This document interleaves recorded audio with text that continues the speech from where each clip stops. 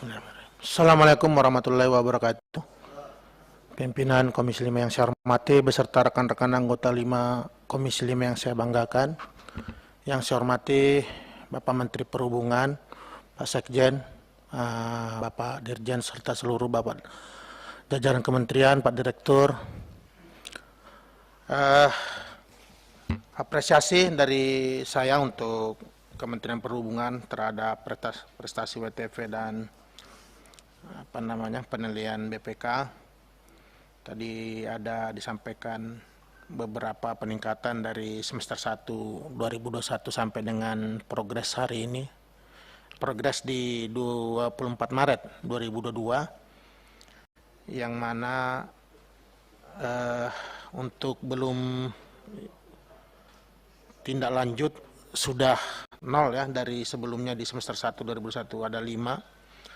Kemudian ada peningkatan untuk yang sesuai menjadi 81,89%. Tentu ini kami apresiasi. Walaupun mungkin ada yang saya pertanyakan terkait tidak dapat ditindaklanjuti itu sampai kapan 4 rekomendasi itu terus tercantum.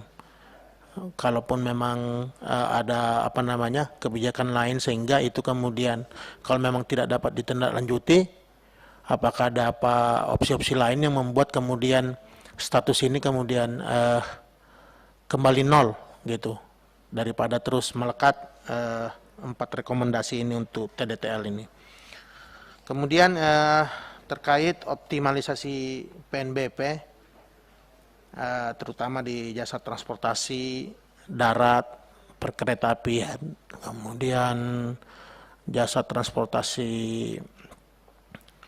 laut dan udara, tentu kami sangat mendukung bagaimana bisa ada langkah yang konkret dari Kementerian Perhubungan untuk kemudian mengoptimalisasi penerimaan PNBP ini, karena kita ketahui sendiri kondisi keuangan negara saat ini memprihatinkan ya. Di beberapa komentar-komentar pejabat terkait rencana pembangunan juga menjadi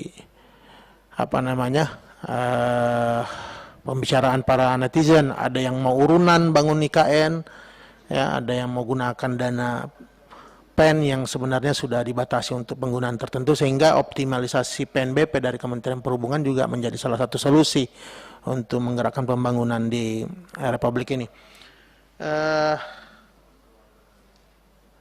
Terkait optimalisasi PNBP di Kalimantan Timur, kami beberapa kali diskusi dengan kawan-kawan dari Kadin ataupun dari IPMI.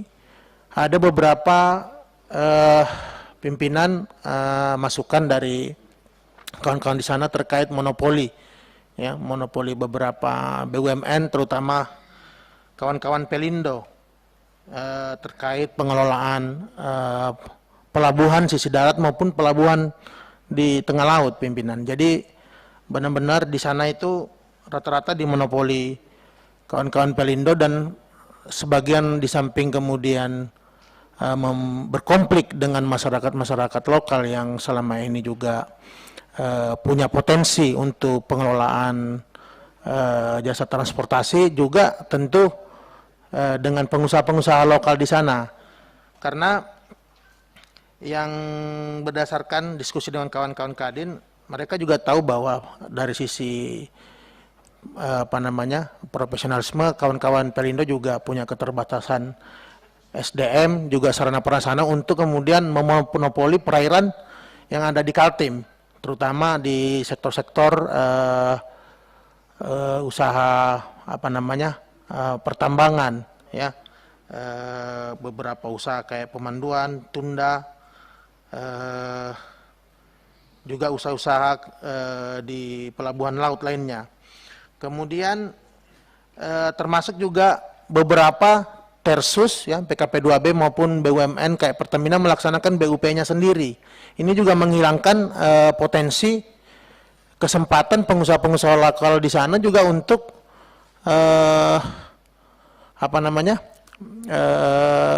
punya kesempatan yang sama, ya, dalam pengelolaan pelabuhan ini. Justru beberapa kebocoran PNBP juga bisa dari sini. Optimalisasi PNBP harusnya bisa dilakukan dimulai dengan profesionalisme pengelolaan pelabuhan ini. Jangan ada misalnya sektor tersus PKP 2B tambang ini yang mengelola sendiri badan usaha pelabuhannya. Ini harus diserahkan ke sektor swasta lainnya di luar PKP 2B atau BUMN yang memang bisa profesional mengelola jasa transportasi di laut. Ya. Kemudian konsesi. Tadi disampaikan di sini bahwa salah satu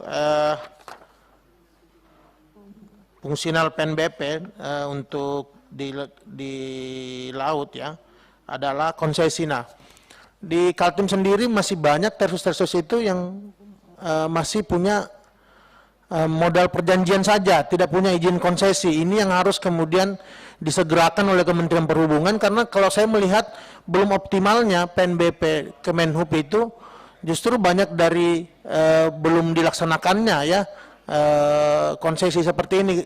Ini sangat banyak kebocoran yang terjadi, yang mana kalau perusahaan-perusahaan tambang ini atau perkebunan mereka mengelola sendiri pelabuhannya. Lebih baik konsesi ini diserahkan kepada memang yang profesional dalam terkait pengelolaan pelabuhanan. Saya pikir PNBP 8 triliun itu kita apresiasi, tapi kalau kemudian Kementerian Perhubungan punya mekanisme dan kemudian menjalankan beberapa regulasi kementerian yang sudah ada, saya yakin optimalisasi PNBP Kementerian Perhubungan bisa di 2 digit dari yang sudah ada. Mungkin itu pimpinan, terima kasih banyak. Assalamualaikum warahmatullahi wabarakatuh. Terima kasih Pak Menteri.